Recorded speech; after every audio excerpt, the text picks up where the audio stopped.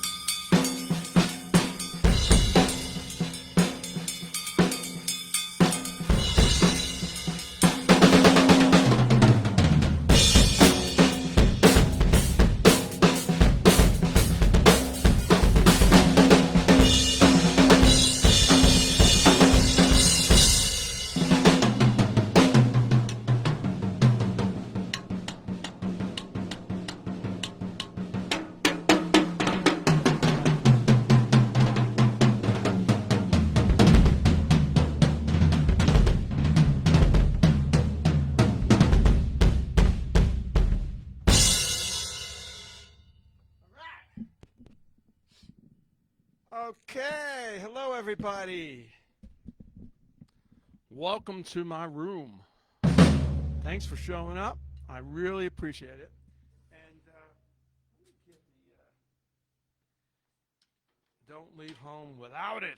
This and your American Express card if you got one. These are all new heads, as you can see. This is the new kit. I played some of this before, but this is the Ho Enchilada. This is like back for me to the 80s, man, having this. These two guys here and then bigger drums. And 2 floors. I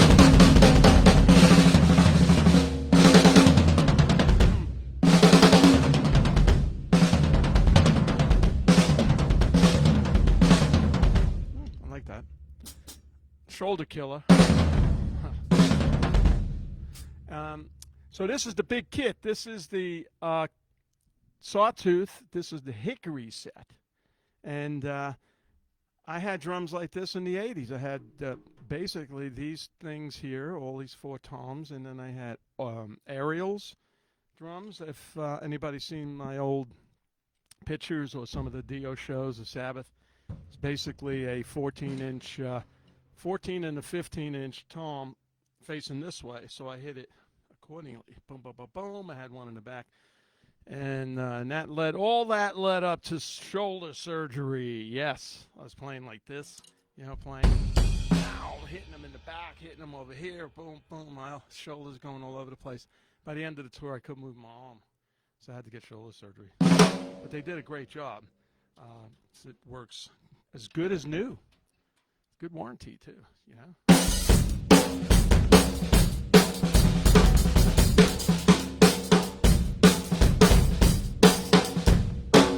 So when you move on to a different set, a bigger set like this, you play a little different. You don't want to keep going up here and keep doing these fills.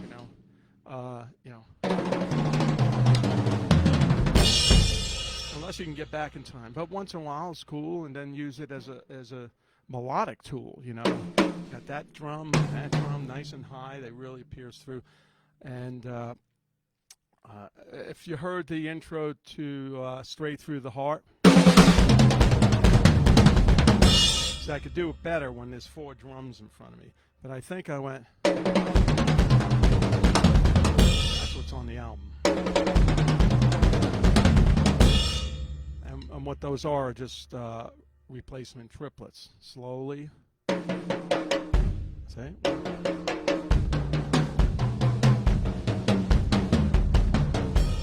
This is the sound I got, and on that album I recorded one going from high tom to low tom, and then I recorded another going from low tom to high tom, and we panned them across psychedelic like on the album, so it became an effect. So the Bermuda Triangle of this thing is this hi-hat right here. I had to cut, and I've done this many times before, the rod is too high. And I would cut it, but when I'm using this setup, I really have to cut it short because you don't want to, right? And make sure your wrists are up. You don't want to hit that hi-hat, and I filed it down so it's not really that soft. So this gives me a different way to play. It's a different set, different tone. And one thing I noticed too is I like to do these kind of fills here, which are like.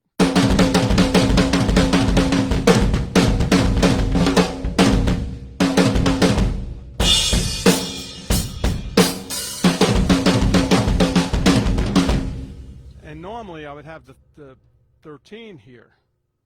And it sounds good on the 13 as well, but not as big as this, you see.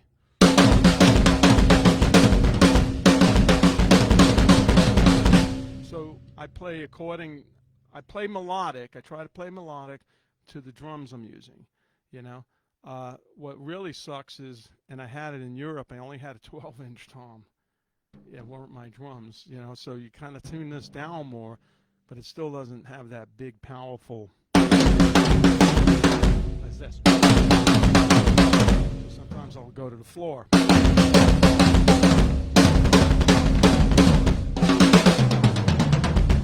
fun. This is cool, you know.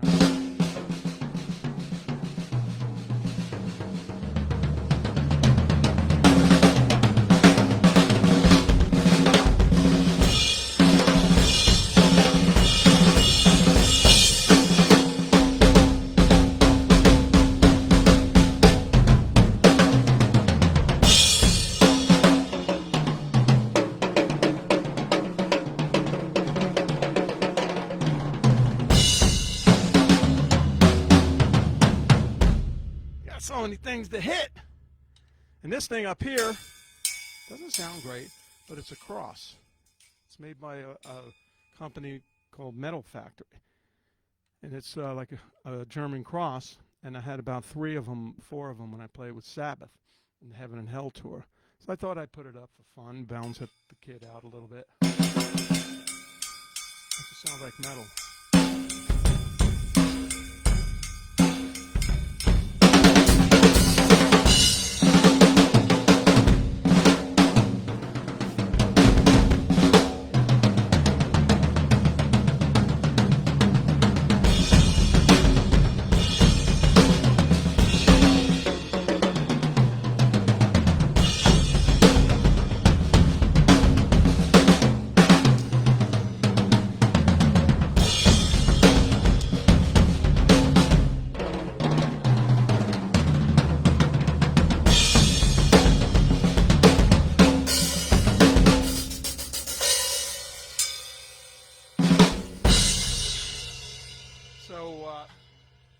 Anyway, that's I'll give you the specs. I'll give you the specs of these drums, and you can check them out. So they just got them. You know, we have a shipping problem, especially in California with all the ships. So Chromacast and Sawtooth just got a couple of containers in, and guess what was in the containers? These were the rest of my drums. Before I just had 2. And the A18. Now I got this, and they got a whole bunch to sell. So these drums are amazing. They're a little more expensive than the Command Series. Command Series more of a middle of the road kit. This one's killer. You know, just a great sounding kit, and it looks good too. The finish on here is like a chocolate, purple. What else do I see? Brown, matte finish with black. The black hardware, and even the black rods that screwing in to the drum. So it's a great kit. And the sizes, these are sizes 10 by 8. I'm reading this because I don't want to screw it up. I never know how deep any of these drums are. I go, this is a 10, and this is a 12. So this is a 10 by 8. We got the official sizes, 12 by 9.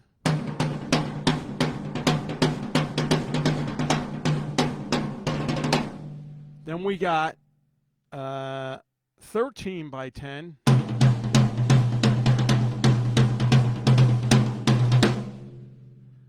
Then we got 14 by 11. I forgot to write that one down. What a jerk. 10, I got the 12, I got the 13. I forgot the 14. But it looks like it's a 14 by 11. And then down here we got a 16 by 16. These are all new heads, and they're slipping a little bit. I could hear it. 16 by 16, and the 18, this is the big guy.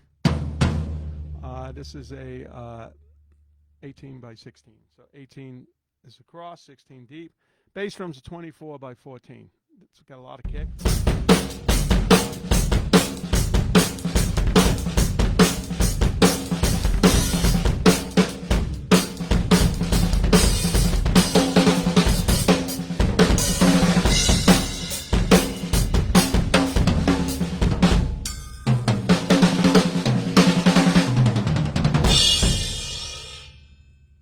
At first I was worried. I go, man, I haven't played a big kit in a long time. Now I'm really enjoying this. Going all over. It's like having more roads to drive on. This is cool. I love it. So this is hickory wood, right? And all the bearing edges on here, 45-degree bearing edges, and it gives a great sustain and a great tuning range too. And they're actually double 45 bearings. There's one cut and then there's another one cut, so you got a lot of sustain on the drums. And what else? There's hickory, right? 6-ply. The hoops are 3mm die-cast hoops. Steel hoops for a stronger, thicker, consistent hoop with less weak points. That's right. Because when I changed all the heads on this, because I wanted to have the G2 heads, Evans G2s I use, I took the heads off and lifted the rim, and it was really heavy. I never felt any that heavy. So the lugs are die-cast chrome steel lugs, and they're blackened, not like chicken, but like metal. You know, metal.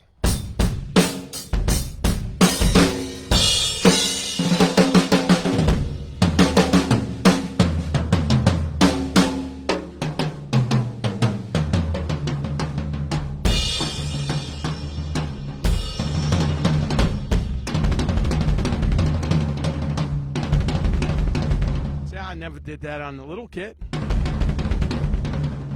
What is that? That's cool. Those are just singles. Right? 1 E and 2 E and 16th notes, and then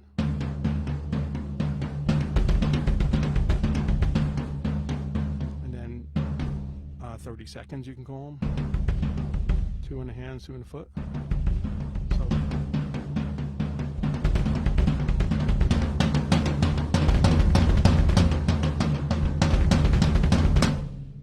go that fast. That's fast. And what else we got here? So dual bearing edges. We got great tuning, great EQ balance. These drums really sound amazing.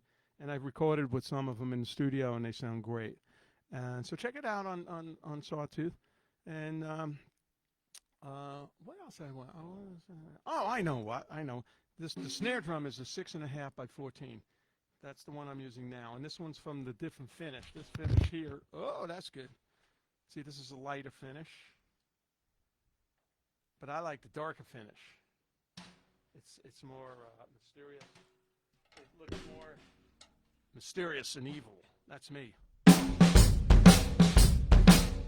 And then also we have here, let me grab it. I didn't play this. I didn't tune it. I probably need 2 hands to lift it.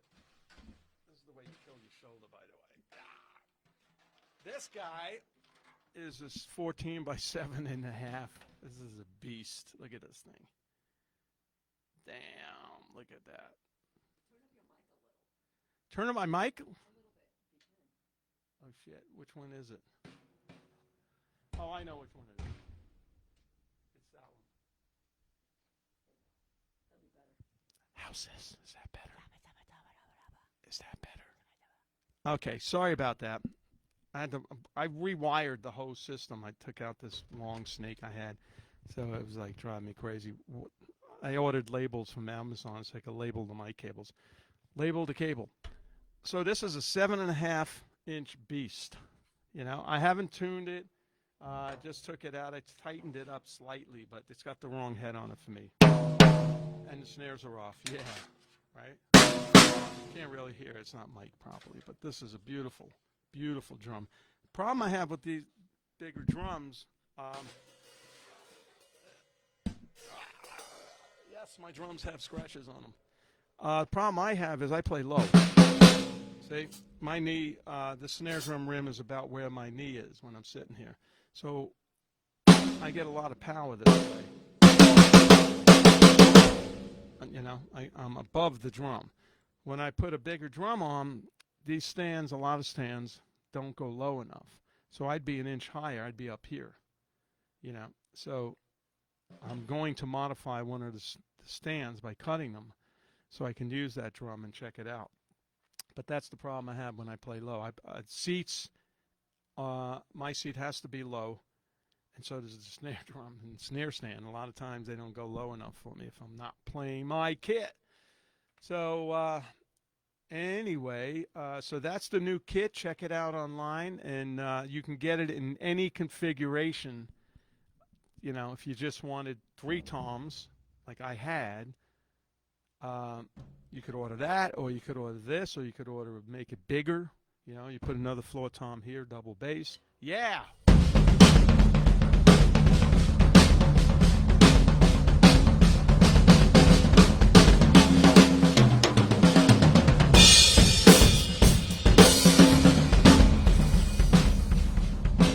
So that's what we got here. And we have Lala Lollipop in the house. Hello. Hi, Lala. How are you? Good. Hi. Hi. She says hi. She's getting more fan mail than me now. I think she's going to play drums on the segment, too. Uh-oh. She showed me this.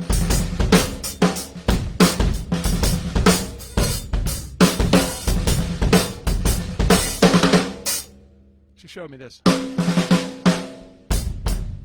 Yeah. I want to tell you a quick story before we take some questions. If you have any questions about the kit, you know, send them in, write them in, and I'll answer them now. So I was playing with these drums, setting them up kind of in the morning on Saturday. It's about 8 o'clock, and I'm on the computer, and then I'm here, and then I hear a big truck come by the front of my house. But my window in this room is blocked. It's soundproofed up, so I can't open the window. There's curtains in front of it. So I can't really see what's going on. So I thought that was unusual, and then I hear some guys out there. So I go out. I got my pajamas on. My hair's a mess. I open the door, and I see 3 firemen with shovels in a big fire truck and a cop car, police car on the other side of the street. I go, what's going on? And what happened was, in this area, we got a lot of crows, you know, and they pick into the lawn to get grubs under the lawn. And they tear your lawn up, you know. So they did it already in 2 areas. So I went, you know. So my neighbor, Brian, they have this big snake like this big, but it's fake. But it looks so real. It's a rattlesnake.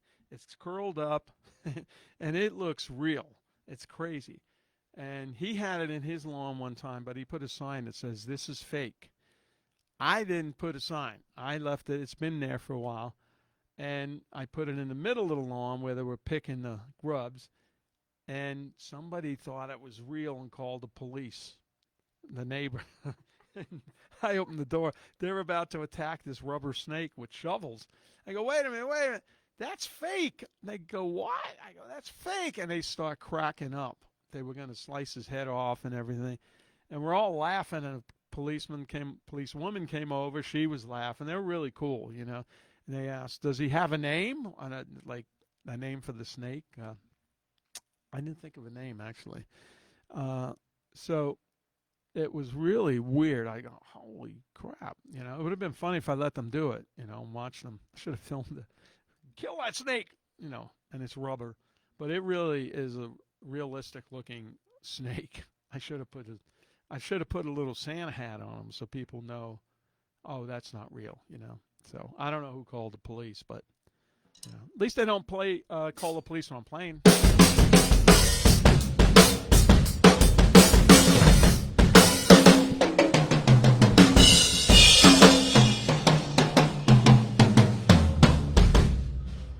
Now, the other challenge you got when you get a bigger kit and you add more drums is tuning these things, you know.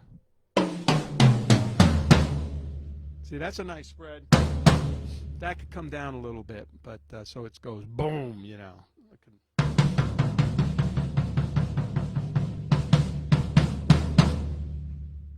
But the heads are just breaking in. So now you got to tune, you know. Yeah, that's a good spread. I would go higher on this drum. It loosened up a little bit.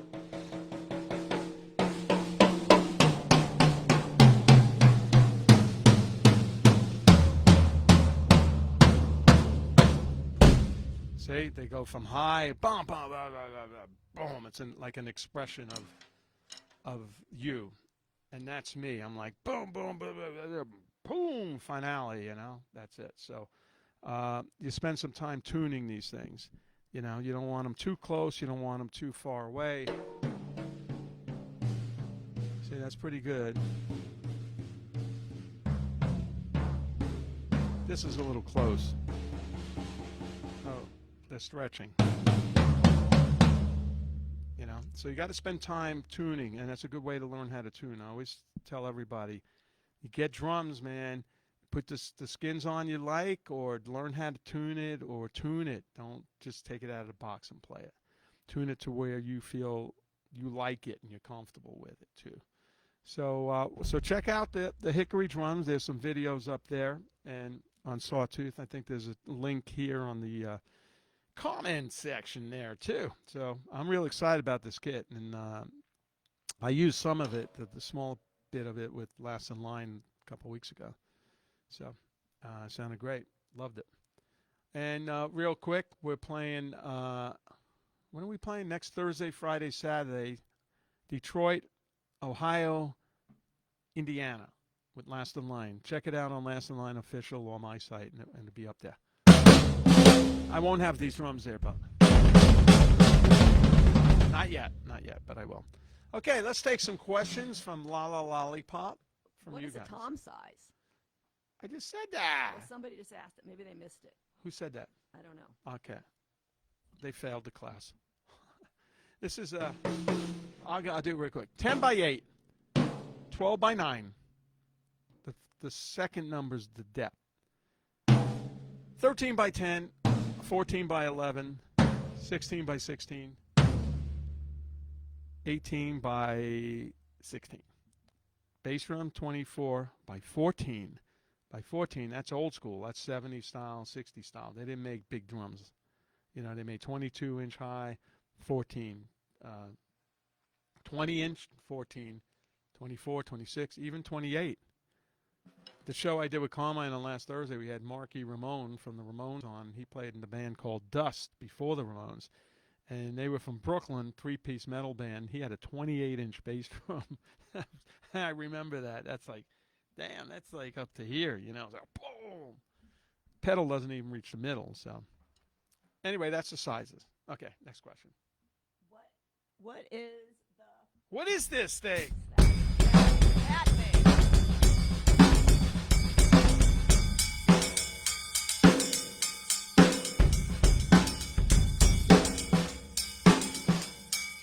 It's made by a company called Metal Factory. I don't know, Factory Metal. I don't know if they're still in business, but I don't know if you can see it. Hang on. Better. Is that better? Scroll up from that. Yeah. I can't see it. Yeah, see, so it's a cross. It spins and shit. You know, it's like a propeller almost. Look.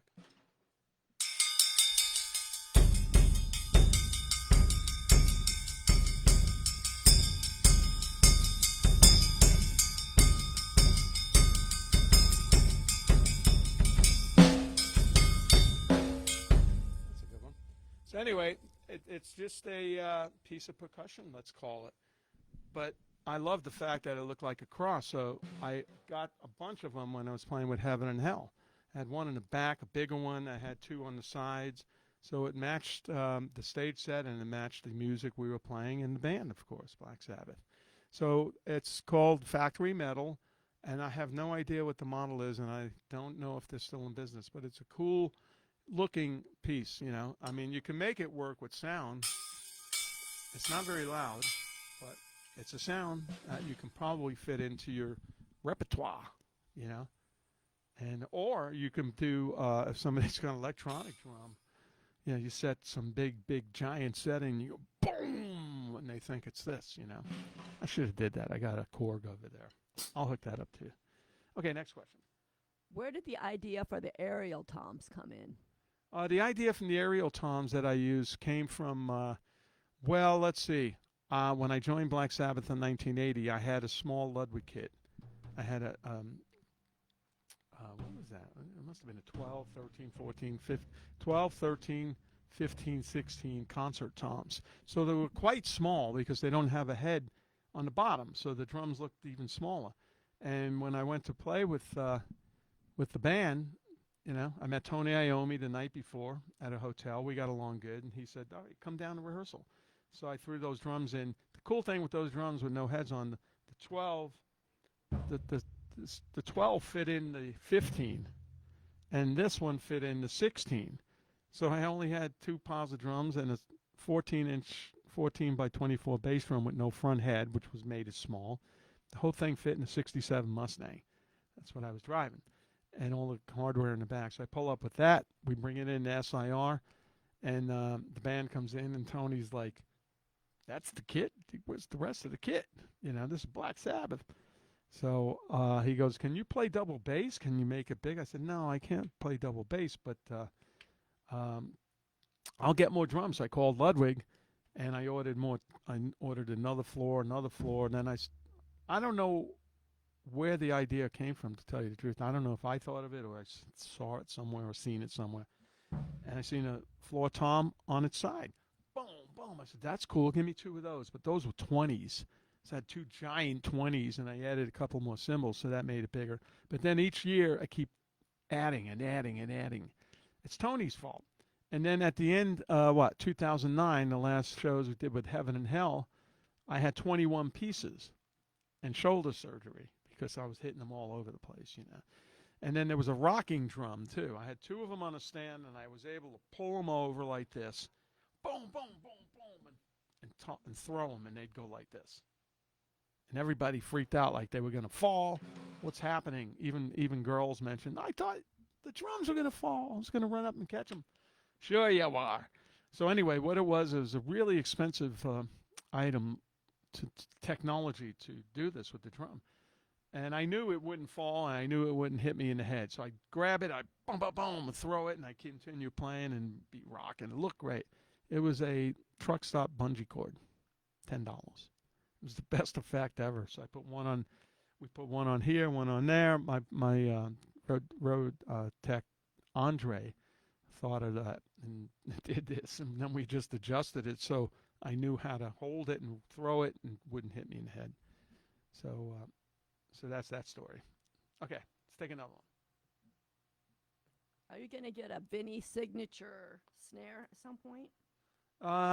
We'll have to ask Joe Fuco. Everybody write into Sawtooth and say, Vinny should get his own signature snare. He's never had one.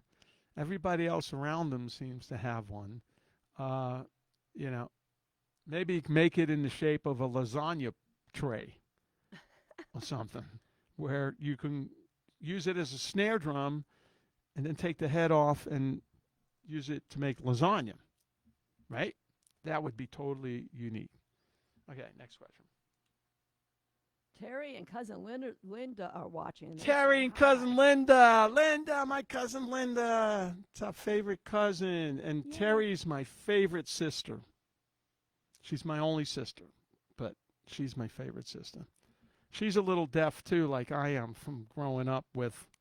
She's a couple of years older than me, so she's right in between me and Carmine playing the drums. So it's pretty funny. And Linda rocks. She lives in Florida. They're in Florida because they went to Carmine's 75th birthday party, which was on Saturday. I couldn't go. I had too many things going on. And I'm making 3 trips as it is to Florida starting right after Christmas. So that would have been 4 trips to Florida. So I heard it was great. And I hope you guys had fun and had a good time and all that stuff, too. And my sister, after years of accounting, being my accountant, doing my taxes, really, she's retiring, So now she can finally, I'm going to give her a set of drums, and she can finally sit down and learn how to play. Right? That's what I think. Go, Terry, go. Yeah, Terry! Start with this. And you make the face. Never smile when you play. Okay, next.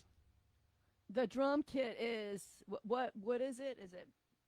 It's hickory wood. Hickory. 6-ply hickory wood, all hickory. No filler, no fat, no sugar, Heidi. There's no sugar in these drums. And pure hickory.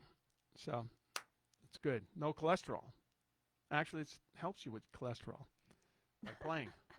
It does. You play.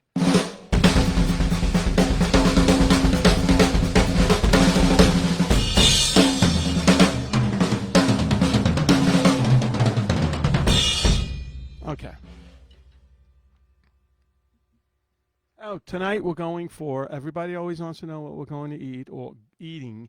We're going to go for Mexican food again because it's Taco Tuesday, and this place has great margaritas and good food. So we're going there tonight, 5:15. Okay, next. Charlie said he's having surgery tomorrow, so we hope Charlie does good. Charlie Trimble's going to have surgery tomorrow. Let's all keep him in our thoughts tomorrow. Good luck, Charlie. We love you, man. And we finished that bottle of tequila you gave us in New York when I had a Thanksgiving party here. And Charlie, when we played in New York, what was that, February? I don't know when it was, March, with Carmine, Drum Wars. Charlie came to the show, and he got this beautiful bottle of tequila, really pricey bottle of tequila. And we opened it at Thanksgiving, and that sucker was gone. It was like awesome stuff. So I had a little bit, not that much. Okay, next. Are you still in contact with Danny from Access? Am I still? Yeah. I see Danny. Last time I saw him at the NAMM show. I mean, not often, not. I don't know. I'm bad at calling people and stuff. Ask Conrad and ask Terry.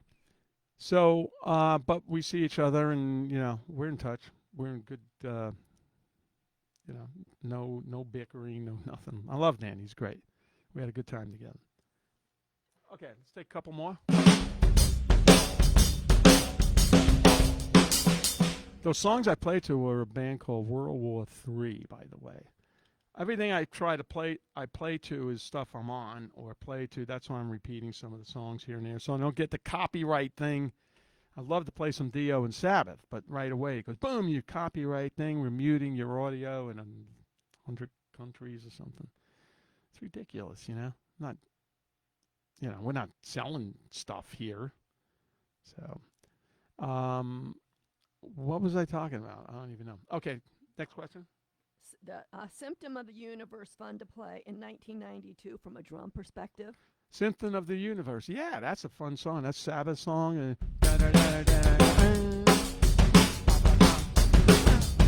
The fun part is the breakdown. Is this chords.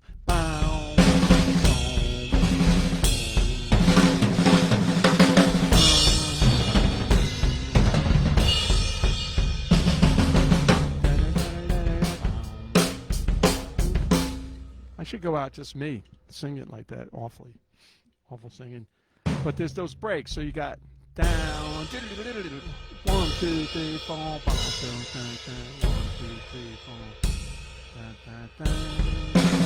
So you can put all those different cool things in there,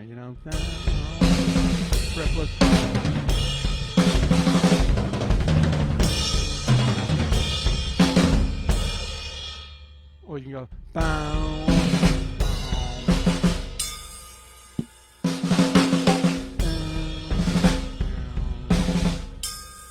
See? That could work.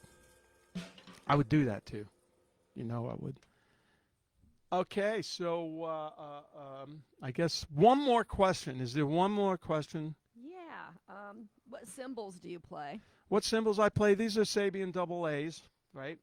These are, man, these things are indestructible. I've been beating the hell out of these things, playing it with the band, Last in Line. We play loud. I don't use any ears. I'm half deaf. And I hear these cymbals over the band, I wasn't crashing. They're great cymbals. This is an 18 crash, medium, double A. This is a 20 ride, medium weight, double A. They're all double A's, 20 inch, So I got a higher cymbal for crash, a little bit more bottom end for that crash, and then I got this 20 ride, and it sounds great. And I play with the butt end.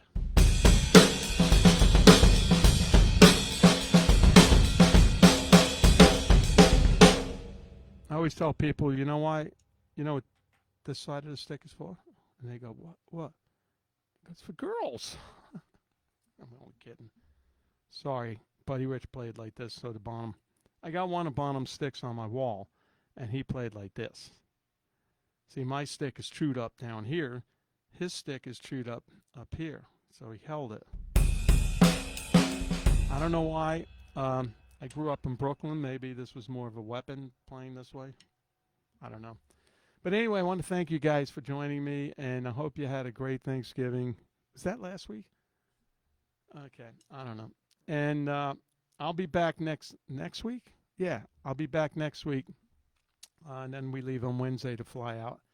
And it's great to see all you guys on there. And be safe and crank it up if you're listening to some music, and not in the car so much, but at home. And if you're playing, practice, all that stuff. And I really enjoy doing these shows for you guys. And I hope you enjoyed the set. If you want more information, look at the links that are up there, and you can find out more about these drums. They got them finally, you know. And it took I was supposed to get these drums last year, I think in January. And it's over a year already, so he got them. So it was worth the wait because they're beautiful. And it's a beautiful finish. There's two finishes. That finish and the finish I showed you on the snare drum. So that's it. Anyway, guys, be safe. And I'll play for a couple of seconds, and then we're going for Mexican food. Here we go.